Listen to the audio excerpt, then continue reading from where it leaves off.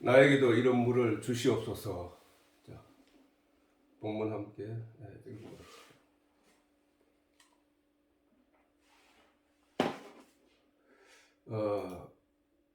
시작. 우리 조상들은 이 산에서 예배하였는데 당신들의 말은 예배할 곳이 예루살렘에 있다 하더이다. 예수께서 가라사대 여자여 내 말을 믿으라. 이 산에서도 말고 예루살렘에서도 말고 너희가 아버지께 예배할 때가 이르리라. 너희는 알지 못하는 것을 예배하고 우리는 아는 것을 예배하노니 이는 구원이 유대인에게서 남이니라. 아버지께 참으로 예배하는 자들은 신령과 진정으로 예배할 때가 오나니 곧 이때라. 아버지께서는 이렇게 자기에게 예배하는 자들을 찾으시느니라. 하나님은 영이시니 예배하는 자가 신령과 진정으로 예배할지니라. 여자가 가로되 메시아 곧 그리스도라 하는 이가 오실 줄을 내가 아노니 그가 오시면 모든 것을 우리에게 고하시리이다. 예수께서 이르시되 내게 말하는 내가 그러라 하시니라. 아멘. 자, 지금 이 얘기가 예수님께서 유대 땅에서 세례를 베푸시다가 다시 갈릴리로 가시는 도중에 그 중간에 그 사마리아라는 그 곳을 지나가게 되는데 그 중에 사마리아는 넓지 사마리아의 넓은 중에 그 수가라는 성에서 한 여인을 만나게 되는데 그 수가라는 여인을 만나는 우물가에서 만나는 이 이야기가 성경에서 유명하지. 근데 그 여인을 만났는데 그 이야기의 시작이 두 사람의 이야기의 시작은 목이 마르니 물을 달라라는 말로 시작해서 두 번째는 남편을 데려오라 라는 말로 이어졌다가 다시 그 말이 예배로 이어지는 거예요. 지금 이 얘기가. 그러면 우리는 그 예수님께서 물을 달라고 하시고 물에서 예수님이 주장하는 내용이 있는데 뭐냐? 참 물, 진짜 마셔야 될 물과 그 육체의 가람을 위하여 마시게 되는 물, 이 두 가지를 가지고 설명을 하고 계십니다. 두 가지. 그 다음에 남편이라는 것은 진짜 의지할 수 있는 남편. 그리고 네가 지금 의지하고 있는 남편. 그 남편은 너에게 줄 수 있는 것이 아무것도 없다. 여전히 너를 부리고 너희를 일을 시키고 너희에게 요구를 하고 그러나 너는 그 남편에 대해서 만족함이 있을 수 없다는 거야. 그런데 너희를 위하여 너희에게 진짜 남편이 있는데 그 분이 바로 예수고 하나님이라는 걸 사실 알고 있고. 그 다음에 그것이 이어져서 이제 지금 오늘 이 영적인 예배. 자, 육체의 예배와 영적인 예배를 말씀하는 거예요. 지금 예수님이. 이 영적인 예배. 육체의 예배. 너희는 지금까지 염소와 양으로 하나님께 열심히 제사를 드려왔다. 예배를 드려왔다.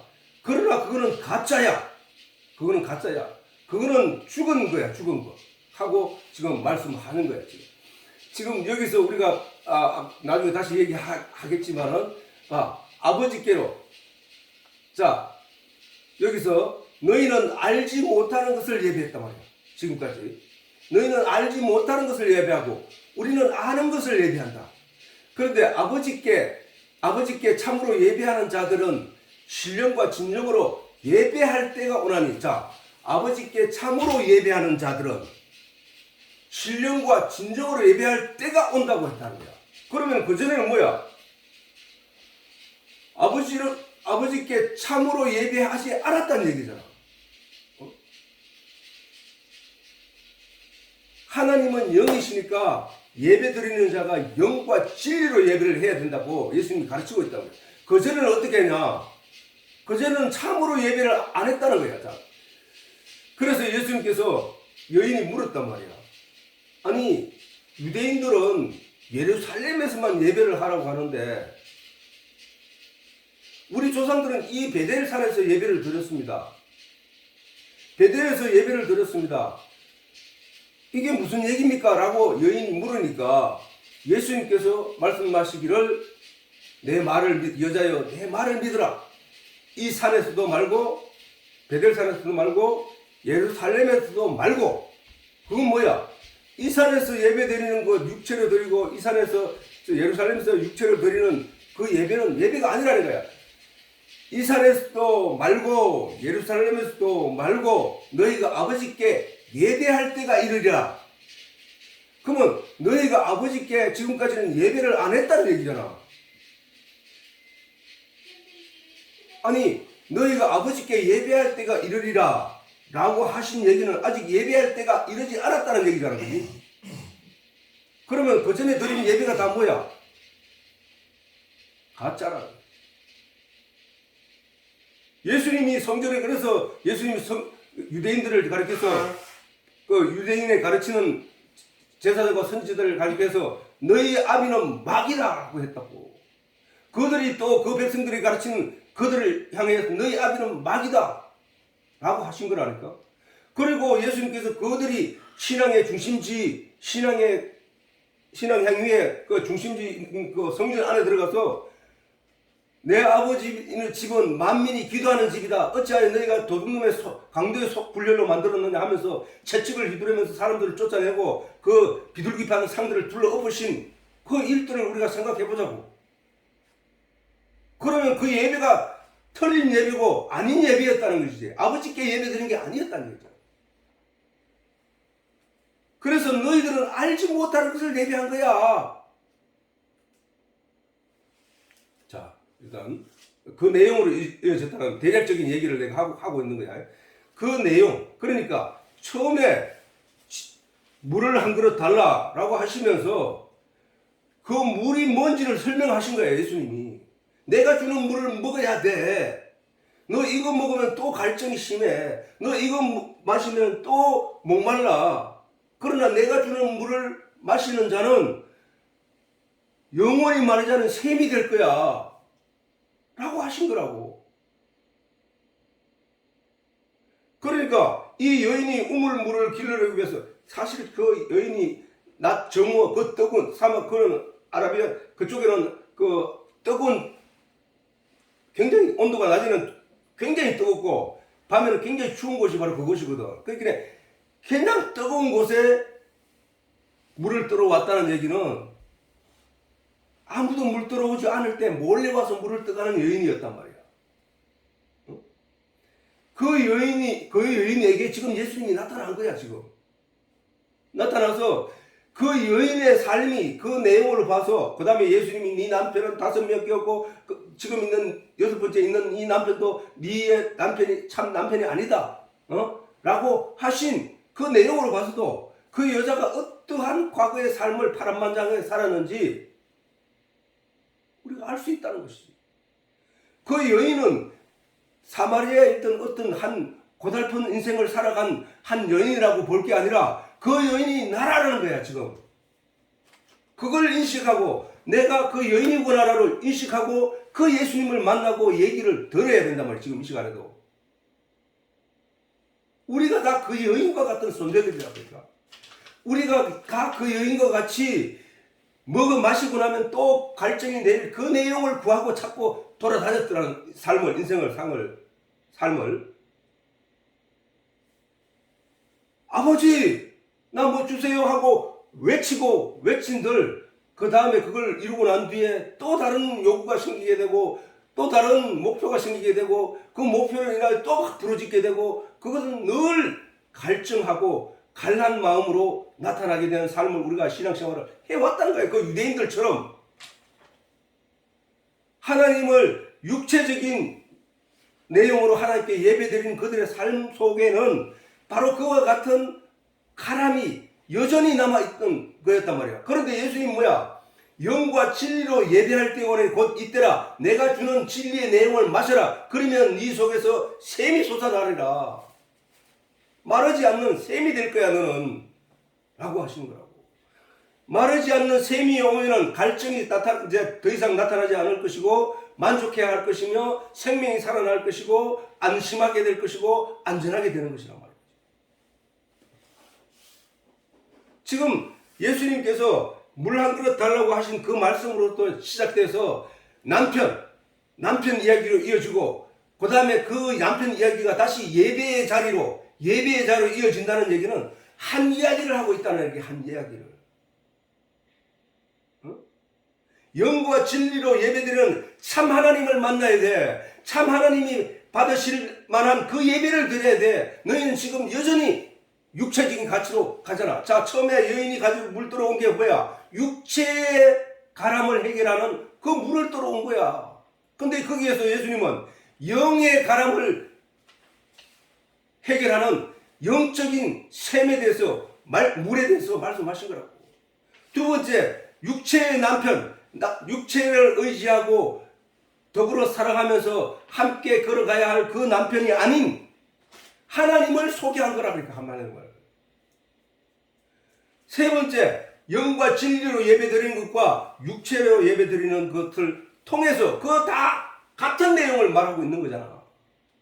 왜 예수님이 물을 마시던 물 얘기하다가 갑자기 남편 얘기를, 아니 그 물을 나에게 주십시오. 그래서 내가 물 들어오지 않고 영원히 내가 다시는 물 들어오지 않도록 해주세요. 목마르지 않게 해주세요. 라고 예수님께 했더니 너는 네 남편을 데려와라 라는 말로 이어져 버리는 거야. 이 내용을 성령이 가르쳐 주지 않으면 이 내용이 맥락도 없고 아무런 의미가 없는 것이 들리지만은 성령이 함께 하면은 그 말씀이 그 맥이 그 얘기를 하고 있구나 깨닫게 된다는 사실. 자, 그래서 자 우리 조상 이 여인이 예수님과 이제 그 남편 얘기가 끝나고 난 뒤에 예배에 대해서 이제 물어보는 거야. 그 남편에 대해서 자기 과거를 내가 말한 적도 없는데 자기 과거를 다 알고 있는 그 예수님을 보고 이분은 선지자구나 하고 이 여자가 깨달았단 말이야. 그래서 그러면 이제 선지자니까 물어보는 거야. 이제 아니 선지자님, 유대인들은 예루살렘에서만 예배를 드리라 하고 우리 조상들은 이 산에서 예배를 드렸는데 도대체 어떤 게 맞습니까? 하고 참 선지자라고 여기는 그 선지자에게 질문을 했던 거야. 예수님한테 물었더니 묻는 내용이야. 우리 조상들은 이 산에서, 자 여기서 우리 조상들은 뭐야? 이 여인이 북이스라엘 사람이었고 그 다음에 사마리아 사람이니까 이 여인이 말하는 우리 조상은 누구야? 그렇지? 이 조상은 바로 남유다의 두 지파, 그러니까 베냐민 지파와 유다 지파와 그 다음에 성전을 주관하고 성전을 섬기는 레위 지파, 이 세 지파를 빼고 원래는 이스라엘이 12지파야. 근데 레위 지파는 그 지파에서 빼면은 결국은 두 지파가 남유다의 백성들이었고 나라였고 그 다음 10지파, 12아들이었으니까 12지파가 있으니까 12지파에 10지파는 북이스라엘에 가 있었다니까. 북이스라엘의 나라를 이루고 있었다고. 그러니까 그 유다 지파와 베냐민 지파를 제외한 나머지 10지파는 그 10지파가 땅을 분배받았고 이쪽 남쪽에 두 지파가 땅을 분배받았으니까 땅의 크기도 몇 배로 차이, 5배 차이 나지. 북이스라엘은 5배의 큰 땅을 가지고 있었고 남유다는 2배 땅밖에 없는 게 두 지파의 땅밖에. 그런데 이 두 지파와 북이스라엘이 갈라졌는데 북이스라엘은 저렇게 남북으로 갈라졌단 말이야. 솔로몬이 죽고 난 뒤에 그 아들 르호보암이 왕이 되었을 때 여로보암이라는 사람이 반역을 해서 르호보암과 따지다가 너는 유다 백성들끼리 너희 집안이나 잘 단속해라 하면서 자기는 10지파와 함께 자기 10지파가 북쪽의 나라를 세웠던 것이라고 해요. 그래서 그 여인이 우리 조상들은 베델에서 예배를 드렸는데 유대인들은 예루살렘에서만 예배를 드렸는데 그게 무슨 뜻입니까? 라고 물었던 거야. 근데 사실은 예루살렘에서만 예배 드리는 게 맞았다고. 이스라엘 하나님 모세의 율법을 통해서 하나님 정하신 내용이니까. 그래서 우리 조상들은 하고 했을 때 그 10지파들인데 그 10지파들은 유대인들과 상종을 안 했다고 했지. 유대인들이 10지파하고는 상종을 안 했다는 거예요. 이스라엘 사람들하고는. 왜냐하면은 유대인들이 북이스라엘 사람들을 상종하자고 천하게 본 이유는 종교적 정통성 때문이에요. 종교적 정통성. 그들은 종교적 정통성도 파괴했을 뿐만 아니라 민족의 정통성도 파괴를 했던 거야. 왜? 우리는 내 지난 시간에 설명했잖아요. 모세의 명령으로 하나님이 이스라엘 백성들은 매년 절기에 예루살렘 성전에 가서 예배를 드리고 하나님께 예배를 드리고 그 다음에 하나님이 레위 지파를 부양하라는, 그러니까 자기들이 농사를 12지파가 농사를 짓고 그 다음 수익을 내서 레위 지파는 아무 농사 분깃도 없고 농사도 짓지 않게 하고 오직 성전 맡은 일만 하게 했는데 그 레위 지파들에게 양식을 공급하는 그런 규례와 율법을 모세를 통해서 주었는데 그들은 그거를 행하지 않았단 말이야. 왜? 예루살렘에 안 갔으니까. 베델에서 예배를 드리고 절기를 지켰으니까. 뿐만 아니라 그들은 그 압수에게 멸망을 당하고 난 뒤에 그 북이스라엘 땅을 더럽힌 자들이 누구냐 하면은 압수로의 그 왕이 다른 지역의 사람들을 거기에 몰아넣고 거기에 사람들을 다른 데로 이동시켰기 때문에 순수한 유대인이 아니었기 때문이에요. 자, 그런데 그래서 하나님이 북이스라엘은 역사가 203년밖에 안 된다고 했단 말이에요. 그랬단 말이에요. 자, 이 여인이 이렇게 물었다고. 이 산에서 예배하였는데 우리 조상들은 이 산에서 예배하였는데 당신들은 말은 예배할 곳이 예루살렘이라 하더이다 라고 말을 했단 말이에요. 그런데 자, 우리가 이 여인이 예수님을 만나게 된 걸 우리 잠시 한번 생각해 보자고. 이 여인이 예수님을 만났는 게 우연히 만났을까? 이 여인이 정오의 그 시간에 물을 떠러 왔고 예수님이 제자들은 정오가 됐으니까 음식을 구하기 위하여 성 안으로 들어갔고 이제 예수님 혼자만 우물가에 서 있는 와중에 이 여인을 만났단 말이야. 그러면 이 여인이 예수님을 만나게 된 것이 우연이 있을까? 우연이었을까? 아니라 사실. 아니라. 왜냐하면 우리가 이 여인의 그 상황을 잘 생각해 보면 이런 게 있단 말이야. 이 여인은 지금 우물의 역사를 알고 있지. 아, 이 우물은 우리 조상 야곱이 판 우물입니다. 아직까지 우리가 이 우물을 마시고 있습니다. 당신이 야곱보다 큽니까? 이 얘기를 봐서는 이 여인이 이 우물에 관한 역사도 알고 있고 그 다음 조상 야곱도 알고 있고 그 다음 유대인들과 이스라엘 10지파와의 화합할 수 없는 깊은 골까지 알고 있는 여인이란 말이에요. 그 다음에 예배에 대한 관심이 아주 지대한 사람이에요. 그러니까 예수님께 아니 우리는 이 베델에서 예배를 드리는데 당신네 유대인들은 예루살렘에서만 예배를 드리려고 하는데 이게 도대체 무슨 얘기입니까? 하고 질문까지 한 사람이란 말이에요. 그러면 이 사람이 신앙적으로도 뭔가 하나님 앞에 신실했던 사람이야. 그지? 신실했던 사람이야. 예배에 대한 관심과 그 다음 아니 우리에게 성경 하나님 말씀에 메시아고 그리스도라는 이가 온다고 했습니다. 내가 그 그리스도가 오면 이 이야기를 해줄 것입니다. 다시 말해서 야 여기서 보면은 여자가 가로되 메시아 곧 그리스도라 하는 이가 오실 줄을 내가 아노니 이 여자가 안다는 거야. 그러면 이 사람이 신앙적으로 하나님을 소망하면서 믿음 안에 살아간 사람이라는 사실이잖아. 그지? 그런 사람이 남편이 5이나 있고 지금도 남편 6번 또 하나에 있다는 얘기야.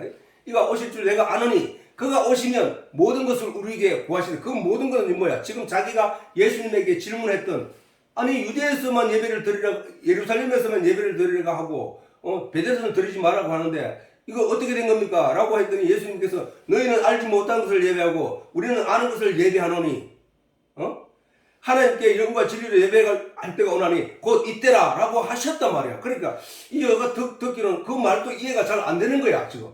그러니까 말하기를 여자가 말하되 메시아 곧 그리스도가 오시는 줄을 내가 아노니 그가 오시면 모든 것을 우리에게 가르쳐 줄 겁니다. 그 내용을 가르쳐 줄 겁니다. 라고 얘기를 한 거야 예수님께.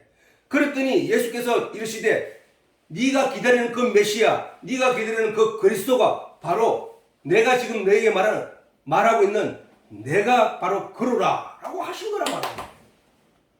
그러면은 그 내용을 봤을 때 이 여인이 지금 그 예수님을 만나는 것이 우연이겠냐 말이야. 아니라는 거야. 아니라는 거야.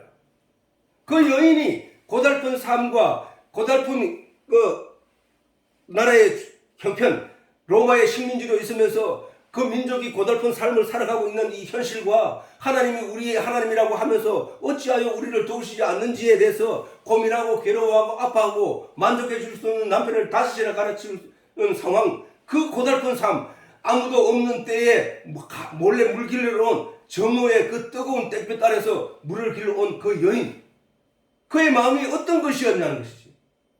하나님께 간절한 기도로 하나님께 절실한 소망을 가지고 기도했던 사람이라는 것을 우리가 알 수 있다는 얘기야. 우리도 그래서 결코 우연일 수 없는 거야. 저 예수님을 만난 것은 예수님이 그 여인에게 물과 남편과 예배에 관한 하늘의 복음을 그 여인에게 전해주고 있는 거야. 이 여인이 나중에는 주는 그리스도라는 얘기를 하게 되는 거예요. 어? 예수님이 다 가르쳐주잖아. 내가 그리스도야. 그러면서 그 그리스도가 그 여인을 찾아와서 그 여인에게 안위를 주고 평안을 주고 복음을 전해준다는 사실은 놀라운 기적이야. 놀라운 기적. 사실은.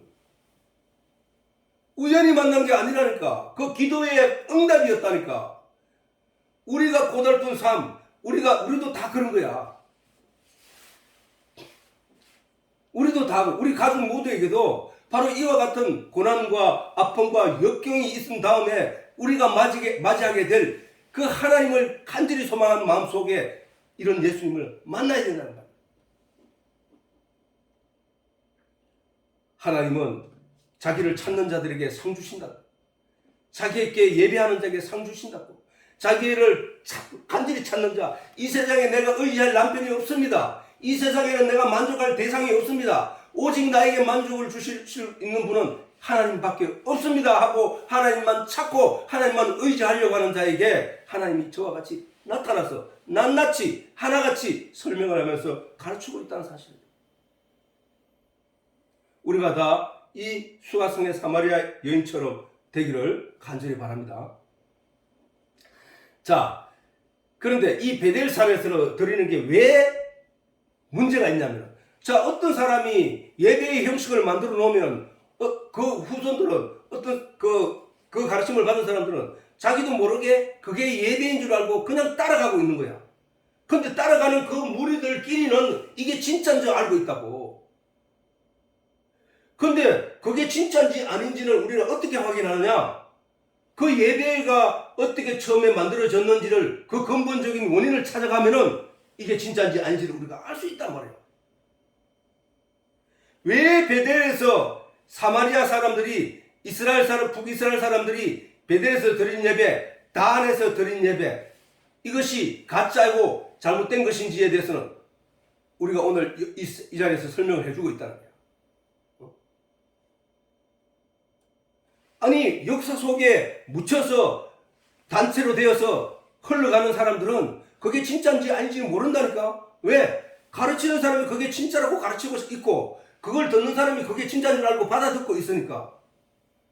그러나 그 예배의 근본적인 원인을 찾아가면은 이게 진짜인지 아닌지를 알 수 있고, 진짜인지 아닌지를 알았으면은 거기서 벗어나야 되는 거야.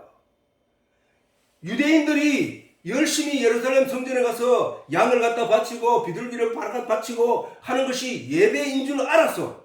그러니까 제사장들이 시키는 대로, 목사가 시키는 대로, 선지자들이 시키는 대로 그들은 열심히 신앙 행위를 했어. 그런데 그 유대인들이 잘못이냐 말이야. 그들의 잘못은 오직 그 근본적인 하나님을 제대로 알지 못한 게 죄라는 거야.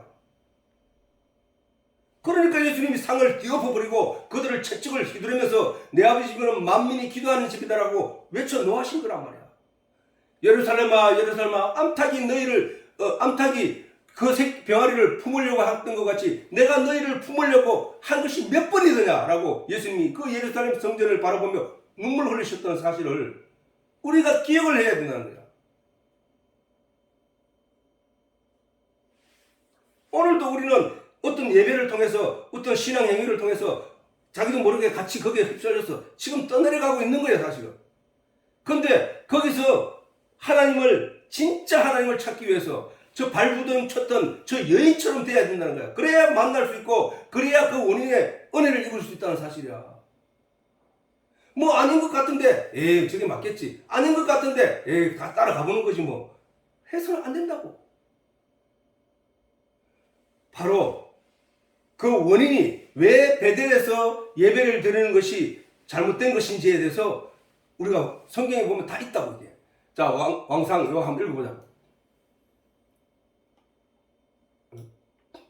시작. 여로보암이 에브라임 산지에 세겜을 건축하고 거기서 살며 또 거기서 나가서 분회를 건축하고 그 마음에 스스로 이르기를 나라가 이제 다윗의 집으로 돌아가리로다. 만일 이 백성이 예루살렘에 있는 여호와의 전에 제사를 드리고자 하여 올라가면 이 백성의 마음이 유다 왕 된 그 주로 르호보암에게로 돌아가서 나를 죽이고 유다 왕 르호보암에게로 돌아가리로다 하고 이에 계획하고 두 금송아지를 만들고 무리에게 말하기를 너희가 다시는 예루살렘에 올라갈 것이 없다. 이스라엘아 이는 너희를 애굽 땅에서 인도하여 올린 너희 신이라 하고 하나는 베델에 두고 하나는 단에 둔지라. 이 일이 죄가 되었으니 이는 백성들이 단까지 가서 그 하나의 숭배함이더라. 그가 또 산당들을 짓고 레위 자손 아닌 보통 백성으로 제사장을 삼고 8월 곧 그 달 15일로 절기를 정하여 유다의 절기와 비슷하게 하고 단에 올라가되 베델에서와 그와 같이 행하여 그 만든 송아지에게 제사를 드렸으며 그 지은 산당의 제사장은 베델에서 세웠더라. 저가 자기 마음대로 정한 달 곧 8월 15일에 베델에 쌓은 단에 올라가서 분향하였더라. 원인이 뭐였다는 거예요? 아니 남북으로 갈라졌는데 모세의 율법에 예루살렘에서 매년 절기를 지키라 행하는데 그 절기를 지키기 위해서 북이스라엘 사람들이 예루살렘으로 가더라는 거야. 가는데 가봐보니까 여로보암이 불안한 거야 이게. 아니 예루살렘에 가서 진짜 예배를 들어보고 야 거기서 그 다윗의 그 르호보암의 마음과 합파가 돼서 자기는 버려지고 결국은 자기를 멸망하게 시키는 게 아닌가 하는 두려움에 빠지게 됐다. 그게 물론 하나님이 준 마음이고 사단이 준 마음이겠지. 사단이 준 마음이지. 그러니까 베델에다가 송아지를 만들어. 금송아지 언제 만들었어? 모세가 광야에서 시내산에 올라갔을 때 하나님께 40일 금식하고 하나님께 말씀을 받고 하나님께 이제 그 율법에 대한 규례에 대한 내용을 받을 때에 모세가 빨리 내려오지 않으니까 아론이 백성들이 요구함에 의해서 아론이 백성들의 금부치를 모아가지고 금송아지를 만들고 모세는 우리가 어떻게 되는지 모른다. 이제 우리가 이 애굽에서 우리를 인도하여 낸 이 금송아지가 하나님이 바로 이 금송아지다 라고 하면서 금송아지 앞에서 잔치를 벌리고 춤을 추고 막 이랬던 일이 있단 말이야. 그 일을 지금 여로보암이 북이스라엘에 또 하고 있단 말이야. 그러면 그 금송아지를 만들었던 아론이 하나님께 혼나고 이스라엘 백성들이 엄청나게 죽고 했던 일들을 기억해서 저런 일은 하지 말아야 된다고. 근데 그 일을 반복해서 했던 것이란 말이야. 그리고 백성들에게 베델은 북이스라엘로부터 예루살렘에서 얼마 안 돼.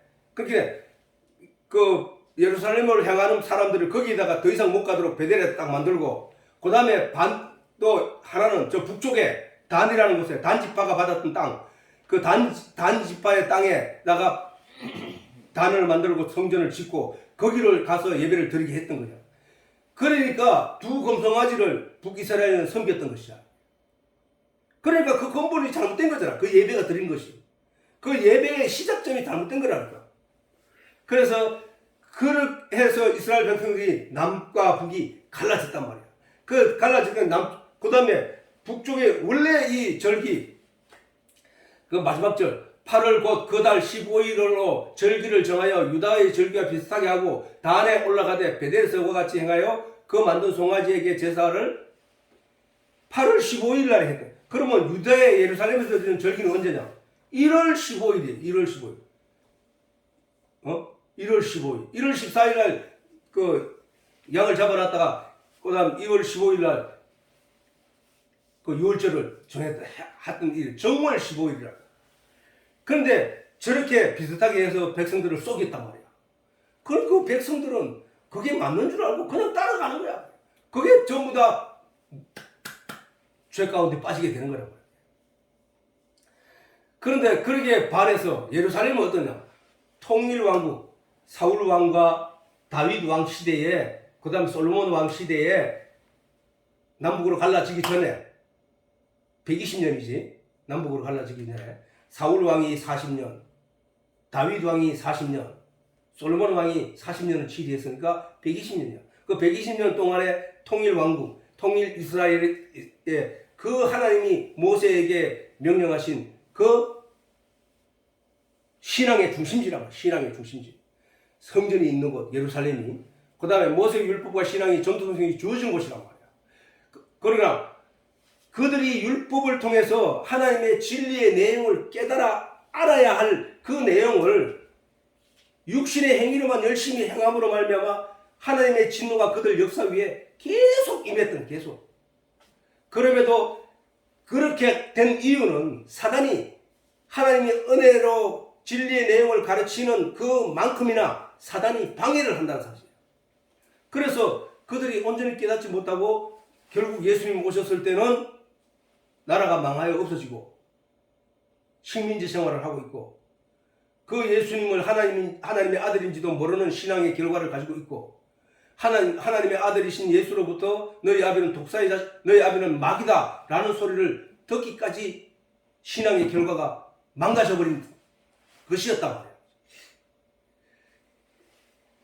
이와 같이 오늘날도 하나님의 진리가 교회에 주어졌다고, 예수님의 이름이 교회에 주어졌고 하나님이 교회에 주어졌음에도 불구하고 그 진리의 내용을, 이런 진리의 내용을 깨닫지 못하고 여전히 세상적인 것을 요구하고 세상적인 가치를 따라가고자 하는 가르침이 거기에 주어진다면 그 결과는 어떻게 될 것이냐는 성경이 이미 우리에게 오늘 이 말씀을 통해서 가르치고 있다는 사실.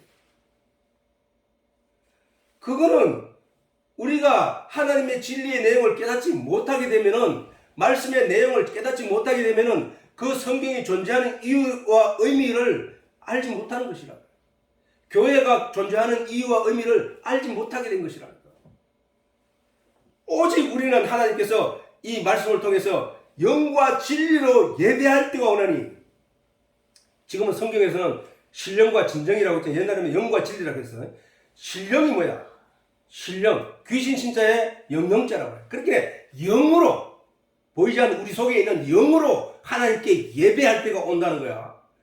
진정으로 그 마음의 진정성을 가지고 진짜 된 참된 마음을 가지고 드리는 예배할 때가 온다는 거야.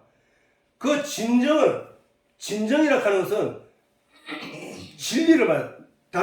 옛날 다른 성경에는 뭐야? 영과 진리로 예배할 때가 오나니, 진리란 말이야. 진리가 뭔데? 내가 길이요 진리요 생명이 예수님이란 말이야. 예수님 누구야? 말씀이 육신에 우리 가운데 거하시네. 그런 말씀은 뭐야? 태초에 하나님 말씀이 계시니라. 이 말씀이 하나님과 함께 계시되 이 말씀이 없이 지어진 것이 하나도 없는데 이 말씀이 곧 하나님이시라는 거야. 그러면 말씀이 하나님이고 하나님이 말씀이고 말씀이 육신이 되어 오신 분이 예수님이고 그 예수님이 내 살과 피를 먹으라 하셨고 그 예수님이 말하기를 내가 길이요 진리요 생명이라고 했으니까 진정으로 드리는 예배는 뭐냐? 양을 드릴 것이 아니라 예수를 드리는 예배가 된다는 거야. 예수를 하나님께.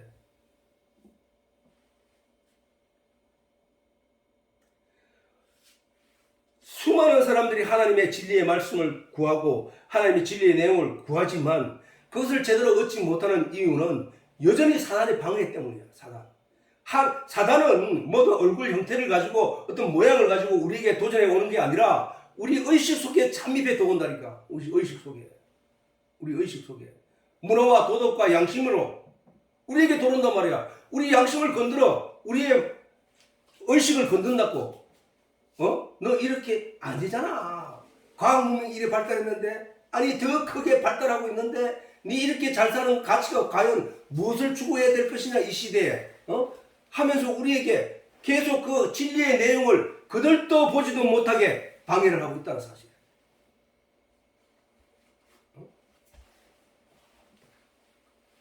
이 여인에게도 여전히 그랬던 것이란 말이에요. 그랬던 것이라고. 그러니까 지치고 지친 거야. 그때 그의 간절한 소망이 예수님을 만나게 했던 거야.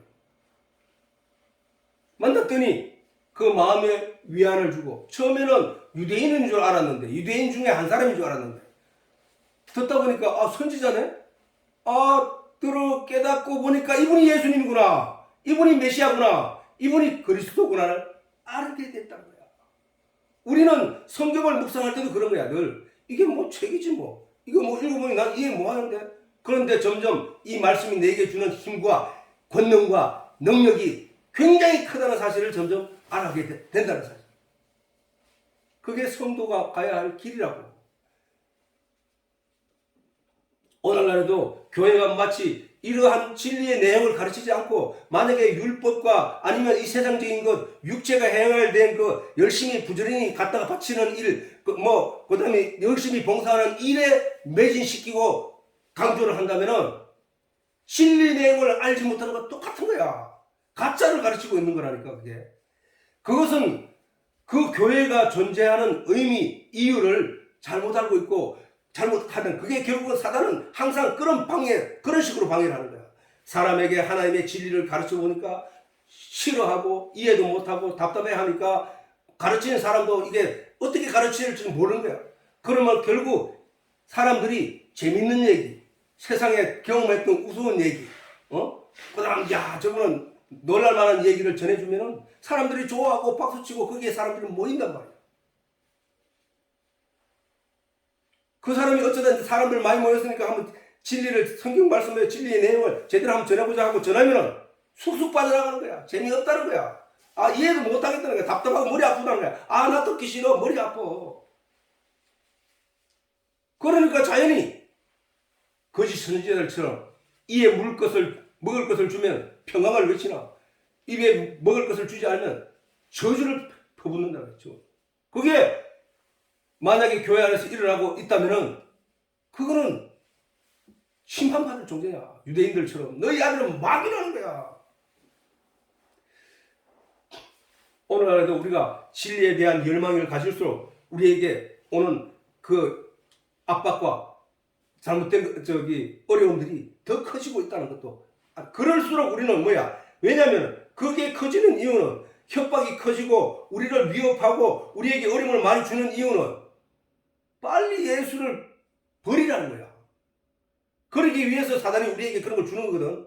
그러면 우리는 어떤 마음 자세를 가져야 되느냐? 거기서 포기하고 절망할 내용이 아니라 하나님 은혜가 임박하였던 사실을 알고 더욱더 열망을 가지고 하나님께 의지를, 하나님의 진리에 대한 소망을, 열망을 가지고 구해야 된다는 거야. 자, 그렇게 되면 어떻게 하느냐? 자, 이거 한번 읽어보자.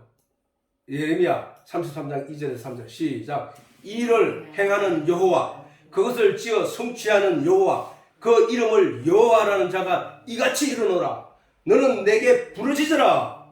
내가 네게 응답하겠고 네가 알지 못하고 하는 크고 비밀한 일을 내가 네게 보이리라. 자, 저 여인이 부르짖었겠지.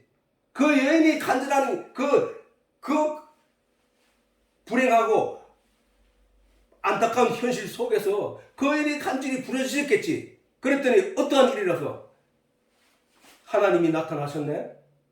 그와 대화를 하네. 그가 그동안에 알지 못했던 내용을 다 들려주시고 깨닫게 하시네. 그러므로 우리는 절망에 빠져서 그냥 쓰러질 것이 아니라 어려움이 처해질수록 우리는 더욱더 하나님께 전적으로 의지하는 삶을 살아야 된다는 사실.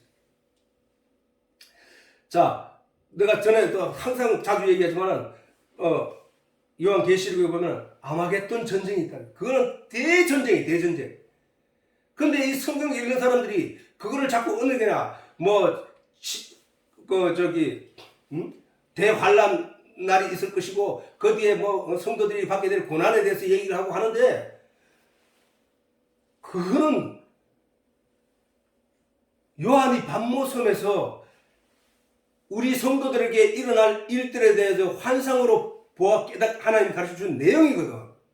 그 내용이 아마겟돈 전쟁이 그 큰 전쟁이 어디서 지금 일어나고 있나?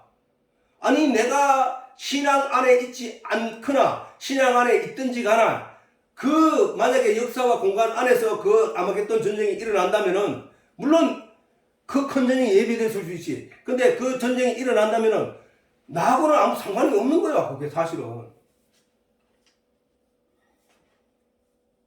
내가 그걸 어떻게 할 수 있는 일이 아니잖아. 그걸 역사 앞으로 내 앞으로 땡겨 올 수도 없고 내가 그 아마겟돈 전쟁으로 그 시대 시간과 그 공간 속으로 내가 들어갈 수 있는 것도 아니고 그거는 그렇다면은 성경계시록에 기록된 아마겟돈 전쟁은 오늘 성경을 묵상하고 깨달아야 될 나에게는 아무런 이유가 없고 아무런 가치가 없는 거라니까. 그 이야기가 오늘 나에게 분명히 관계가 돼야 된다니까. 그렇게 읽으려면은 그 아마겟돈 전쟁이라는 것은 지금 내 마음속에서 싸우고 있는 이 전쟁이라는 거야. 이 어떻게 전쟁하고 싸우고 있느냐?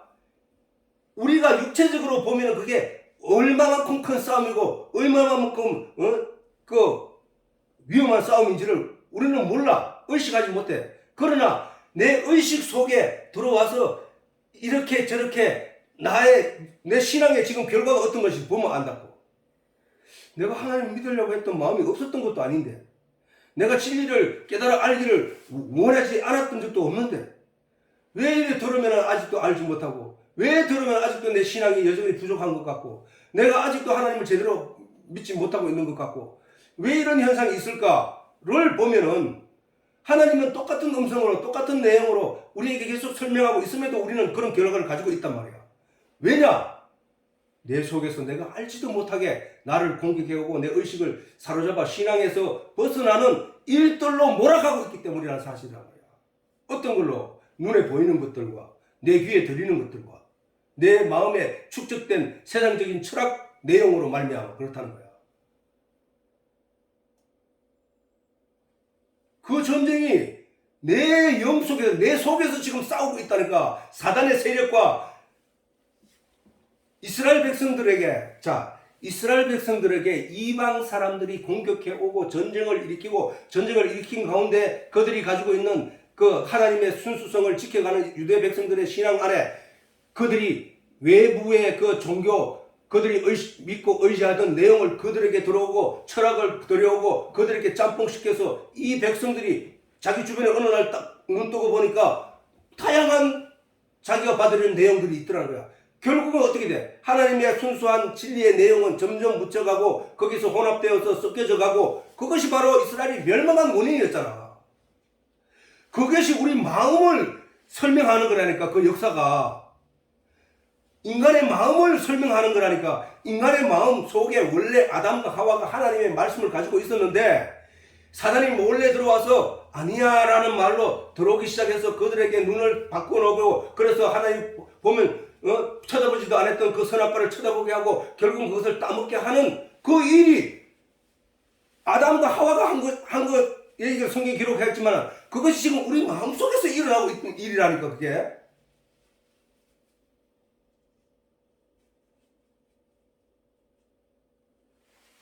내가 전에 설명했듯이 아담과 하와가 선악과를 따먹은 것이 아담과 하와를 따먹기 때문에 그 원죄가 나에게 흘러와서 나도 내 의지와 상관없이 나는 그 사람들의 의지와 상관없이 내가 죄인이 된 것이라고 이해하는데 사실은 그게 내 마음에서 일어났잖아. 왜? 나는 엄마 뱃속에서 태어날 때 죄도 모르고 의도 모르고 아무것도 모르고 태어났단 말이야. 그리고 하나님이 하나님만 바라보고 살 수 있도록 만들어 놨는데 인간이 왜 하나님만 바라보고 살 수 있게 만들어 놨다고 얘기하냐면은 하나님의 형상을 닮은 영이 그 속에 있기 때문이야. 그런데 태어나자마자 사단이 이 어린아이에게 말을 가리키면서 세상적인 문화를 자꾸 집어였단 말이야. 그러니까 이제 하나님을 잃어버린 거야. 이 사람은 원래. 그러면 죽은 자가 된 거야. 하나님이 볼 때. 영이 죽은 자가 됐는데 그 영을 건져내려 오신 분이 바로 예수란 거야. 그 예수. 그 예수가 그러면 선악과를 누가 먹었어? 우리 인간이 태어나서 세상이 주는 그 선악과를 자기도 모르고 먹어버린 거란 말이야. 선악이 뭐야? 선악과가 뭐라 해서? 선악을 알게 하는 실과란 말이야. 그래서 인간은 태어나서 조금만 크면 아빠 나빠, 엄마 나빠, 저놈 나빠 하고 심판을 하기 시작한다. 어린아이까지도.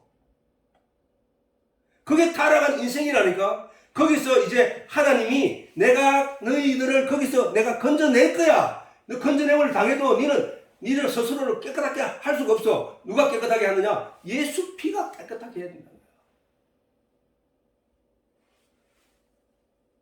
아마겟돈 전쟁은 내 속에서 일어나고 있다는 거야. 이 전쟁이 어느 시대의 역사와 공간 안에 일어날 일이 아니고 내 속에서 지금 일어나고 있다는 거야. 영적 전쟁. 너희가 싸울 대상은 아까 우리 찬송을 불렀잖아. 너희가 싸울 대상은 육체가 아니야. 공중 권세야. 이 세상을 주관하는 악의 권세야. 악의 영들이야. 그것들이 세상적인 문화와 세상적인 내용으로 우리의 하나님을 전적으로 따라야 할 우리 마음을 공격하고 있다는 거예요. 그게.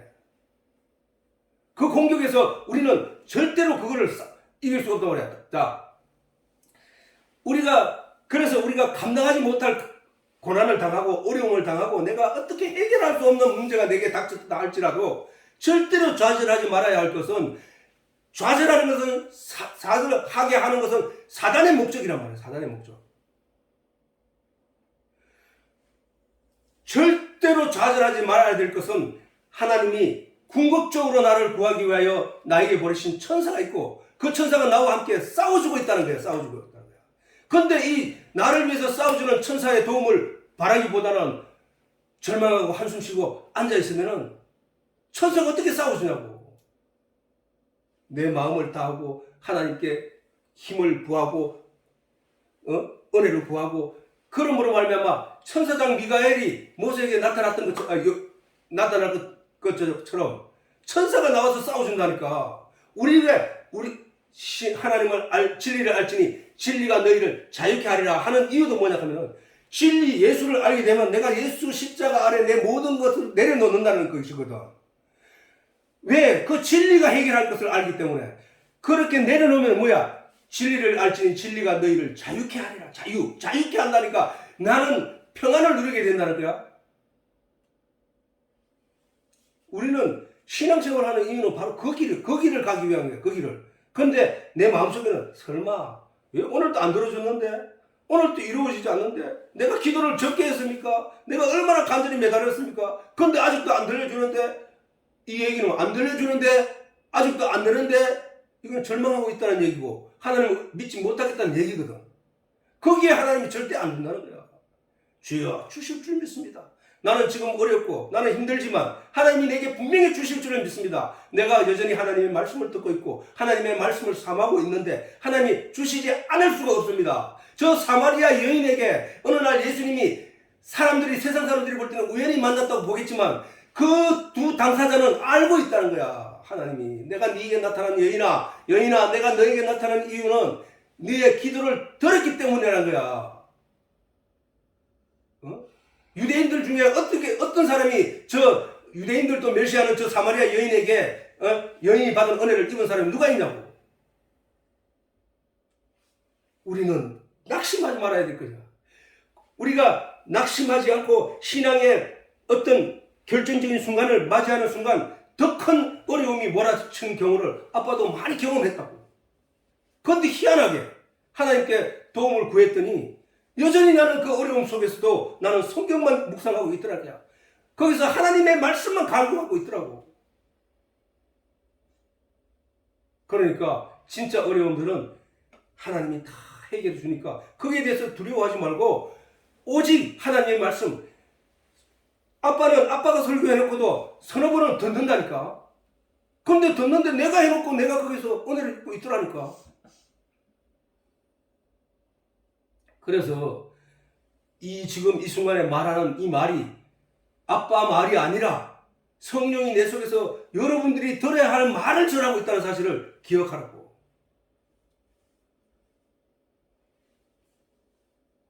우리가 이 사단을 향해서 내가 한번 싸워보겠지. 하나님께 기도도 하지 않고 하나님의 도움도 구하지 않고 내가 한번 열심히 노력해서 반드시 내가 이룰 거야 하고 길을 쓰지만 절대로 사단을 이길 수 없다는 거야. 아무리 멘탈이 강해도 어느 한순간에 우리의 약한 마음 부분을 한 번만 살짝 찔러도 우리는 그냥 절망하고 후루룩 멀어지는 나 자신을 볼 수 있다니까. 그렇기 때문에 우리는 하나님께 구해야 된다는 거야. 하나님의 도움을 구해야 된다는 거야. 천사의 도움을 구해야 된다는 거야. 천사는 뭐야? 하나님이 보내신 일꾼이거든. 그럼 누구야? 사실은 천사라고 말은 하고 있지만 사실은 성령이잖아. 성령. 하나님이잖아. 하나님. 우리 속에서 우리를 도우고 지키고 나를 위해 대신 싸워주고 하는 이 누구냐? 예수잖아. 나는 아무것도 한 거 없는데 예수님이 어느 날 와가지고 내 네 위에서 피 흘려줄게. 네 나를 믿어라. 그러면 내가 네를 자유하게 하고 네를 천국에 이끌을 거야. 너에게 복을 줄 거야. 이 모든 말씀을 하신 분이 예수님이거든. 내가 한 게 아니라 하나님 주세요 이렇게 아니라 하나님이 그렇게 우리에게 일방적으로 약속을 하셨단 말이야. 그럼에도 불구하고 그 은혜조차 구하지 않는다는 것 자체가 믿음이 없다는 얘기야. 우리는 절대로 사단을 내 힘으로 이길 수 없다는 사실. 하나님의 도움을 구해야 돼. 그래서 나는 나약한 존재야. 내가 힘이 있다고 생각하지 말라니까. 나는 힘이 없어. 나는 내가 신앙이 지금 있다고 말하지만 어느 날 와가지고 내게 어려움을 바늘로 톡 하면 탁 찔러도 나는 순간적으로 두려움과 그런 걸 확 느낀다니까. 두려움을 느끼고 그 다음에 문제야.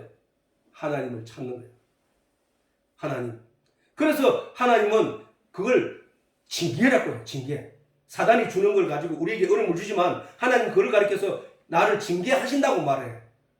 사단이 하나님의 명령 없이 사람을 공격할 수 없어. 알지? 욥기서에 보면은 사단이 하나님 앞에 나타난 거야.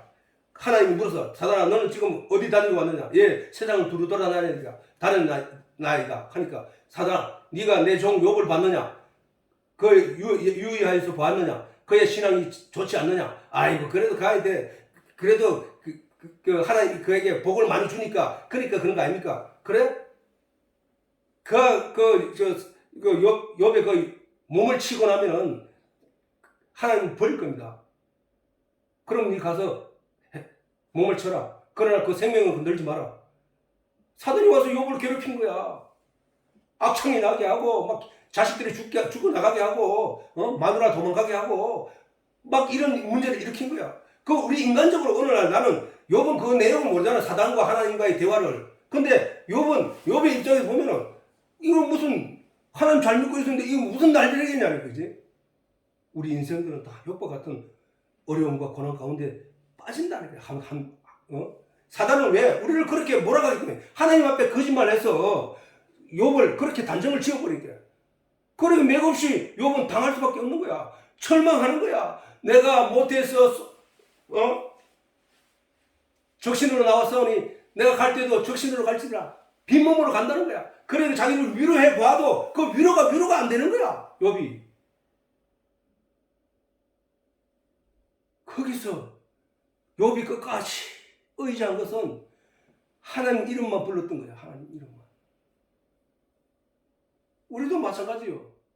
우리에게 어떤 어려움이 있든지 간에 우리가 어떤 상황에 처했든지 간에 우리가 끝까지 부를 이름 그 이름 예수 그리스도고 하나님. 자, 잠언서 요 한번 더 읽자고. 자, 시작. 너는 마음을 다하여 여호와를 의뢰하라. 다른 거 의뢰하지 마. 너는 마음을 다하여 여호와를 의뢰하고 내 명철, 네 똑똑하다고 생각하지만 나는 다 할 수 있고 내가 이게 하는 게 맞는데 뭐 자꾸 다 그런 얘기 해요. 그런 얘기 하지 마요. 이렇게 하지 말고 네 명철은 하나님 아래에 있다는 거예요. 자, 너는 마음을 다하여 여호와를 의뢰하고 믿고 내 명철을 의지하지 말라. 너는 범사에 그를 누구를 하나님을 인정하라. 그리하면 내 길을 지도하시리라. 나는 내 10분 앞에 내 앞에 어떤 일이 일어날지 아무도 모르는데 전에 내가 그 동명에서 내려오다가 큰 교통사고 당하는 것을 봤다 했지. 그 사람이 1분 전, 아니 3분 전만 해도 그 사람이 그렇게 팔다리가 떨어져 나가고 공중에 떨어져 나가고 돌아가 죽을 줄 어떻게 알았냐고. 우리 인생은 원래 그래. 내가 오래 살 것 같지만 얼마 못 살고 죽을 수 있다는 사실을 우리 인간은 모른단 말이야. 근데 그 길을 예비하고 그 길을 지도하시는 분이 누구냐? 진짜로 하나님을 의지하면 하나님이라는 거야. 하나님.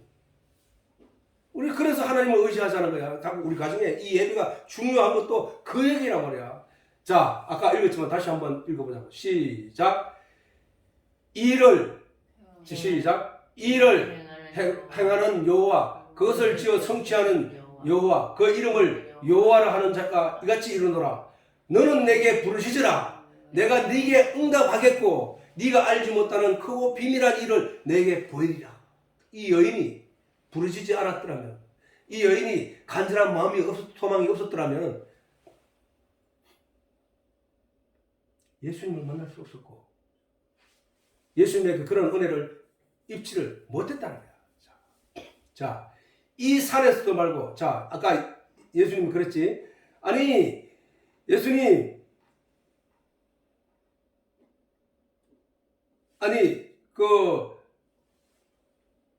유대인들은, 당신들은 예배할 곳이 예루살렘에 있다 하던데, 이 산에서 예배드리는 이거는 뭡니까? 라고 그 예수님에게 물었을 때,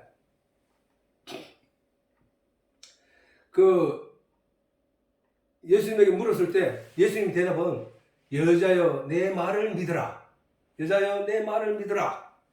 이 산이 의미하는 것도 예루살렘에 의미한 것도 그렇게 이 산에서도 말고 저서 예루살렘에서도 말고 아버지께 영과 진리로 신령과 진정으로 예배드릴 때가 곧 이때라 라고 하시면서 하셨단 말이에요. 그러면은 자, 우리가 생각해 볼 때 이 산 베델 이 산에서도 말고 예루살렘이 뭘 하는 것이야? 하나님께 예배 드리는 것이야. 무엇을 얻기 위하여? 진리의 내용을 얻기 위하여. 베델에서는 뭐야? 예루살렘에 가려고 하는 이스라엘 백성들을 붙잡게 만들어 놓은 가짜 자리란 말이야. 그러면 왜 가짜 예배 종교를 만들었느냐? 그걸 통해서 하나님을 반대하기 위해서, 하나님을 믿는 사람들을 믿지 못하게 하기 위해서 만들었단 말이야. 그러면은 그 내용 속에는 아주 기막힌 내용이 들어있는데 그 내용이 전체적으로 의미하는 것은 뭐냐? 하나님을 알게 하는 거거든. 진리를 알게 하는 거란 말이야. 성경도 하나님을 알게 하는 거라고. 예수님도 하나님을 알게 하기 위해서 이 땅에 오셨고 성령님도 지금 우리에게 가르쳐주는 내용이 뭐냐? 하나님을 알게 하기 위해서 오셨단 말이야. 그런데 그 성경을 통해서 하나님을 알지 못하고 교회를 통해서 하나님을 알지 못하고 성경을 통해서 하나님을 알지 못하고 성령을 통해서 하나님을 알지 못하게 된다면은 그 존재들은 아무런 가치가 없는 것들이잖아. 우리는 어떤 내용이 존재하는 것이 가지고 있는 그 목적에 따라 우리는 그것을 반드시 얻어야 된다고. 우리가 이 세상에 태어나서 세상 사단에게 속아서 세상적인 선악과를 먹어 선악을 알게 된 자라 할지라도 거기서 나를 건져내신 이가 가리키를 내가 너희를 거기서 건져낼 것이야. 누구든지 예수 이름을 믿으면 거기서 건져냄을 받았고 생명을 얻은 줄 알라 라고 하신 것은 반드시 우리가 그 내용을 통해서 반드시 그렇게 돼야 되는 내용들이거든. 근데 이거 무슨 종교? 다른 종교는 구원이 없나? 예수 믿어야만 천국 가나? 그건 말도 안 돼. 이거는 아까 자기 명철을 의지한 거예요. 자기 명철. 자기 생각을 의지한 거라고. 그 생각은 어디서 비롯됐나? 이 세상 사단이 주는 내용을 가지고 거기에 틀을 만들고 거기 안에 그 진리의 내용을 갖다 집어넣는 거야. 수가성 우물가에서 예수님과 만났던 저 여인의 이야기를 세상적인 관점에서 보면은 셈 얘기를 하다 왜 보지도 않은 영적인 셈 얘기를 하고 그 셈 얘기를 하다가 갑자기 무슨 남편 얘기를 하고 남편 얘기를 하다가 갑자기 무슨 예배 얘기를 하냐고. 맥락이 하나도 안 맞잖아. 그게 세상적인 관점으로 그 성경을 보는 사람들의 눈이라니까. 내가 지금까지 신앙생활을 하면서 저 세 가지를 가지고 하나로 엮어서 하나의 내용으로 말하는 사람을 한 사람도 못 봤다고. 내 하나님 앞에 양심으로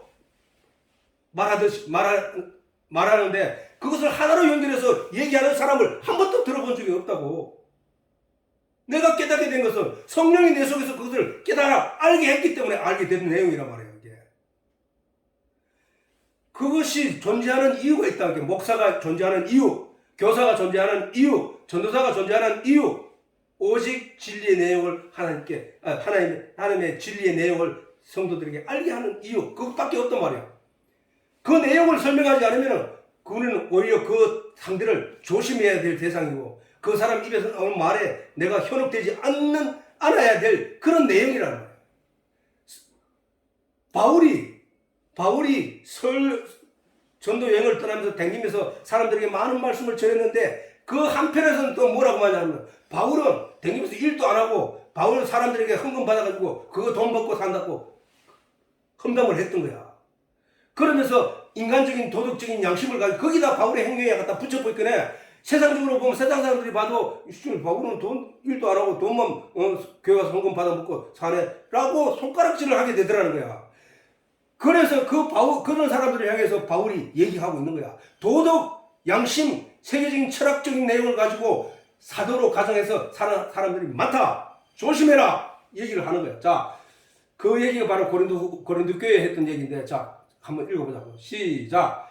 저런 사람들은 거짓 사도요, 교회의 역군이니 자기를 그리스도의 사도로 가장하는 자들이라. 하나님 말씀 전한다고 하면서 진짜 하나님의 내용은 없으면서 자기는 그 무지한 사람들 앞에서 나는 하나님의 지도자다, 하나님의 종이다 라고 하는 사람이 많다는 거야. 그렇기에 진짜 하나님의 말씀을 전하는 사도 바울은 도덕, 양심 이런 얘기를 한 적이 없다니까. 사도 바울은 오로지 진리이신 하나님, 성경을 풀어서 전해주고 하는 그 얘기밖에 없다고. 그런데 자기들도 사도라고 하면서 사도 바울을 갖다가 공격을 하는 거야. 그래서 그런 얘기를 한 게 지금 바울이, 이것이 이상한 일이 아니다. 저들이 그런 식으로 나를 공격하고 하는 일이 이상한 일이 아니야. 사단도 자기를 광명의 천사, 빛이 찬란한 천사처럼 자기를 가장한다는 거야. 자기를 꾸미고 다닌다는 거야. 그러므로 사단의 일꾼들도 자기를 가리켜서 나는 의의 일꾼이야. 내가 주의 종이야. 내가 하나님 말씀을 전하는 주의 종이야. 나는 부흥 강사야. 라고 하면서 자기를 높인다는 거야. 그러면 거기 말에 사람들은 그냥 따라가 버리더라는 거야. 저희의 결국은 그 행위를 될 것이다. 자, 오늘 시간이 많이 지났으니까 여기서 마치도록 하고, 나머지는 다음 시간에 하도록 합니다.